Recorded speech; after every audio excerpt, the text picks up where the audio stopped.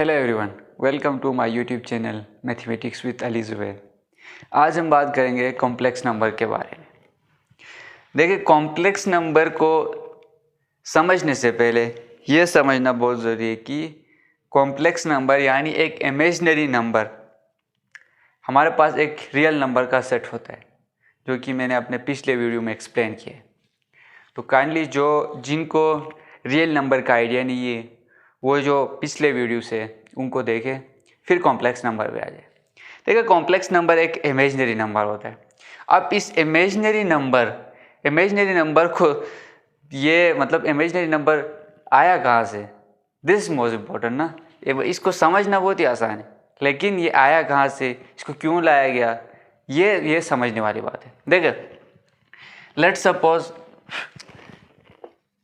X square minus x square plus 1 is equal to 0।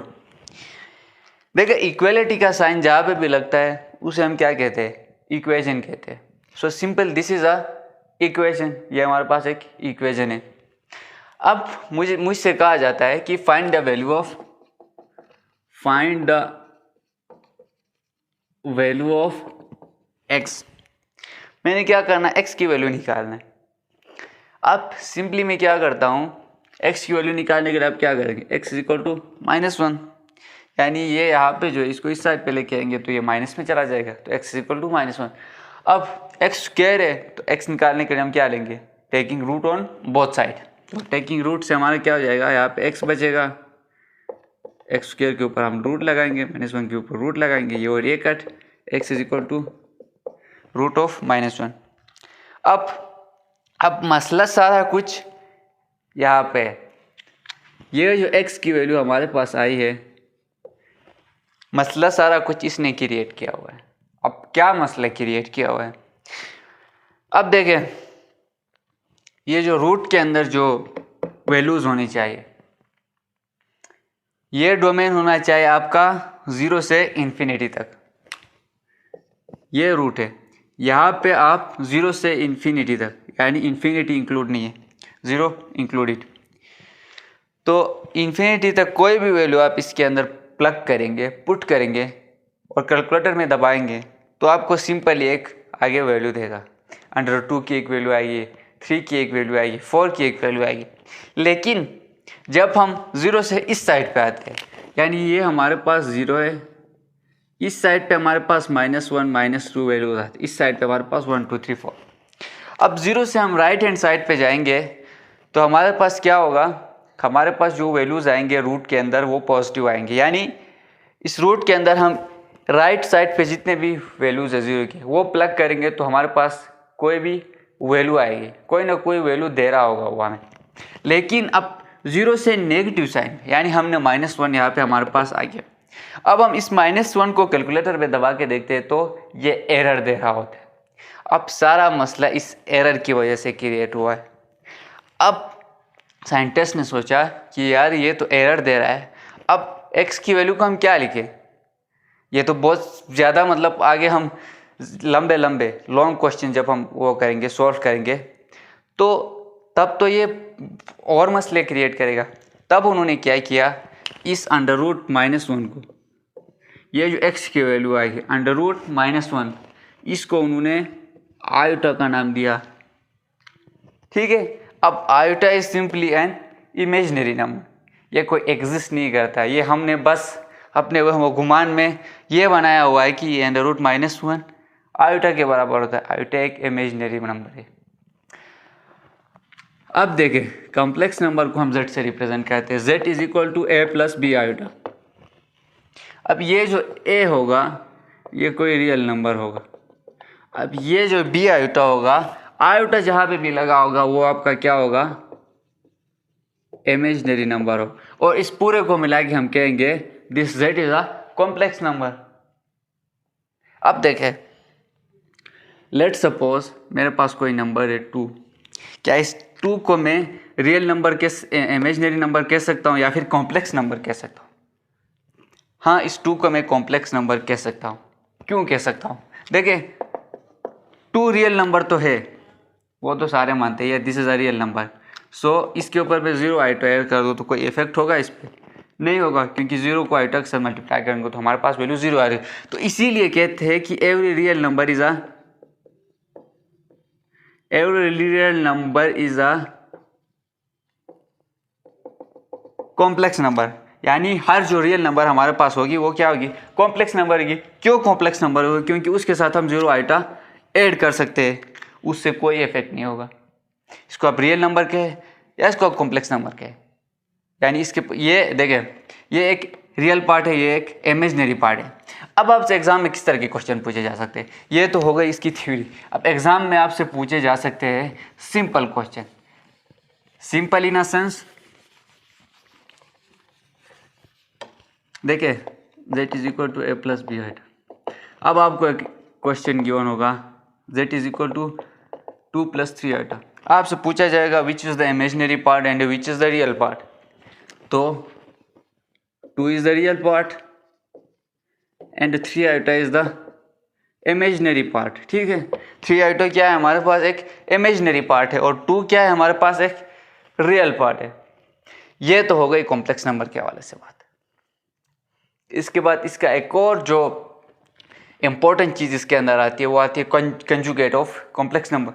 Conjugate मतलब ये है कि देखिए आप खुद को आईने में देखते हैं तो आपको आपका जो आईने में जो आपकी अक्स बन रही होती है, आपका जो चेहरा आपको नज़र आ रहा होता है, वो सिंपल आपका क्या है, कंजुगेट है। कंजुगेट मतलब आप सिंपल अपोजिट से समझ सकते हैं, एक हम कंजुगेट को अपोजिट भी कह सकते हैं। अब आपसे कहा जाता है कि लेट सपोज 2 + 3 आइटा मेरे पास है, find the conjugate of 2 + 3 iota. तो अब क्या करेंगे आप, कंजुगेट सिंपल इस कॉम्प्लेक्स नंबर के ऊपर एक लाइन से शो करते हैं। आप एक लाइन लगाया, 2 + 3 आइटा के ऊपर भी एक लाइन लगाया। अब ये लाइन जहाँ पे भी लगी हो, आपने क्या देखना है कि ये आइटा कहाँ पे लगा हुआ है। अब जब भी आप कंजुगेट निकालते हैं तो आपने क्या देखना है कि ये आयोटा किसके साथ लगा हुआ है, 3 के साथ लगा हुआ। अब इस आयोटा के सामने क्या है, प्लस है या माइनस है। अगर प्लस है तो आप उसको माइनस कर देंगे, माइनस है तो आप उसको प्लस कर देंगे। यानी कहने का मतलब ये है कि 2 + 3 आयोटा है, कंजुगेट क्या होगा, 2 - 3 आयोटा होगा। लेट्स सपोज दूसरा एग्जाम्पल हम लेते हैं, 5 - 10 आयोटा है। ठीक है, अब आपसे कहा जाता है find the conjugate of this one. तो आप क्या करेंगे, z is equal to 5 + 10 iota होगा। मैंने डायरेक्टली कर लिया। अब ये आयोटा के सामने आपने नंबर देखना है, ये जो इमेजिनरी पार्ट है इसके सामने आपने क्या साइन देखना है। ये माइनस है तो आपने प्लस करना है, ये प्लस है तो आपने माइनस करना है, जिस तरह हमने 2 एग्जाम्पल्स में किया। अब ये रियल पार्ट के साथ आपने छेड़ना ही नहीं है जब बात कम्प्लेक्स नंबर की आती हो या फिर कंजुगेट की बात आती हो। कंजुगेट की बात आती है तो आपने सिर्फ इस इमेजिनरी पार्ट को देखना है। इस इमेजिनरी पार्ट से आपको पता चलेगा कि इसके सामने वाला साइन कौन सा है। लेट्स सपोज आपको कंफ्यूज करने के लिए कुछ इस टाइप के क्वेश्चन आपसे पूछ ही सकते हैं, z is equal to -10 iota + 5। अब इसमें सिंपल उन्होंने क्या किया है, आयोटा को पहले लिखा है, यानी imaginary part, this is the imaginary part. Imaginary part को पहले लिखा है, रियल पार्ट को बाद में लिखा है। अब कंजुगेट निकालने के लिए कहेंगे तो आप क्या करेंगे, इस इमेजिनरी पार्ट, यानी मैंने यहाँ पे भी कहा था, यहाँ पे क्या है, बाद में लिखा था, इमेजिनरी पार्ट के सामने आप साइन देखेंगे। साइन को आपने चेंज करना है कंजुगेट निकालने में। आप यहाँ पे क्या है, माइनस है तो आप क्या करेंगे, इमेजिनरी पार्ट के सामने माइनस है तो आप इसको प्लस कर देंगे। सिंपल प्लस लिखे या ना लिखे आपकी मर्जी है, +5। दिस इज द कंजुगेट, ये आपका कंजुगेट बन गया। अब सिंपल हमने क्या देख लिया यहाँ पे, इमेजिनरी पार्ट को चेक कर लिया। अब कंजुगेट की जहाँ पे भी बात आएगी आपने इमेजिनरी पार्ट को देखना है, आपने रियल पार्ट के साथ टच ही नहीं करना है। ठीक है, दिस इज। अब सबसे important cheese, equality of complex number. देखिए 2 कॉम्प्लेक्स नंबर कब इक्वल हो सकते हैं। लेट्स सपोज मेरे पास एक कॉम्प्लेक्स नंबर है, z is equal to a + b iota, और दूसरा एक कॉम्प्लेक्स नंबर है मेरे पास z1, इसको क्या है z1, इसको क्या है z2 is equal to c + d iota. अब मैं कह रहा हूँ कि Z1 is equal to Z2, यानी मेरे दोनों कॉम्प्लेक्स नंबर इक्वल। मेरे कहने का मतलब ये है कि मेरे दोनों कॉम्प्लेक्स नंबर इक्वल है। अब मैं क्या करूँगा, इक्वल है तो मतलब a plus b iota is equal to c plus d iota है। अब देखें, अब ये कब इक्वल हो सकते हैं, आप खुद भी देखें, आप खुद भी इसको देख के अंदाज़ा लगा सकते हैं कि ये दोनों, ये भी एक कॉम्प्लेक्स नंबर है, ये भी एक कॉम्प्लेक्स नंबर है। ये दोनों कॉम्प्लेक्स नंबर कब इक्वल हो सकते हैं, ये तब इक्वल हो सकते हैं जब रियल पार्ट के बराबर हो एंड इमेजिनरी पार्ट के बराबर हो। ये शर्त है, real part should be equal to real part, imaginary part should be equal to imaginary part by the condition of equality of complex number. ये हमारे पास एक कंडीशन है। अब यहाँ से आपको ए बी सी डी की वैल्यू वगैरह फाइंड करने के लिए आपसे पूछा जा सकता है, वो भी हम डिस्कस करेंगे। लेकिन यहाँ पे देखिए, A should be equal to C, B should be equal to D. अब ये आइटा तो आइटा के बराबर है। अब ए अगर सी के बराबर हो, बी अगर डी के बराबर हो, तो ये क्या हो जाएंगे, दोनों इक्वल हो जाएंगे। अब लेट्स सपोज आपको कहा जाता है, एक इक्वेशन गिवन होता है, एक इक्वलिटी ऑफ जो कॉम्प्लेक्स नंबर है वहाँ से कंडीशन गिवन होता है। क्या कंडीशन गिवन होता है, देखिए 2x plus 3 iota is equal to 4 plus 3 iota. अब आपसे कहा जाता है कि find the value of x। आपसे ये नहीं कहेंगे कि वो by applying the condition of complex number, equality of complex number, आपसे सिर्फ ये कहेंगे कि find the value of x। अब ये इक्वलिटी ऑफ कॉम्प्लेक्स नंबर का कंडीशन है, ये आप इस आयोटा को देख के यहाँ से निकाल सकते हैं। देखें, जितने भी इक्वलिटी मतलब ये इक्वेशन आपको, ये इक्वल क्या शो कर रहा है, इक्वल हमें इक्वेशन के बारे में शो करता है। अब right hand side should be equal to left hand side. ये हमारे पास लेफ्ट हैंड साइड है, ये हमारे पास राइट हैंड साइड है। So left hand side should be equal to right hand side. अब मैं क्या कहता हूँ, 2x should be equal to 4 and 3 is equal to 3, यानी ये 3 तो 3 के इक्वल है, इसमें कोई मसला नहीं है। 2x इज इक्वल टू 4 है, तो x इज इक्वल टू क्या आ जाएगा 2। अगर x की वैल्यू हमारे पास 2 हो जाए तो ये दोनों क्या है, इक्वलिटी ऑफ कॉम्प्लेक्स नंबर की जो कंडीशन है वो होल्ड करते हैं। लेट्स सपोज आपसे दो चीज़ें फाइंड करने के लिए पूछे जाए, 2x plus 3, 2x plus b iota is equal to 4 plus 3 iota. अब आपसे कहा जाता है find the value of x and find the value of b। यहाँ पर भी वही है, 2x इज इक्वल टू 4 कर देंगे, b इज इक्वल टू 3 कर देंगे। तो b की वैल्यू आप यहाँ देख के ही निकालेंगे कि b is equal to 3, but 2x is equal to 4, so x is equal to 2।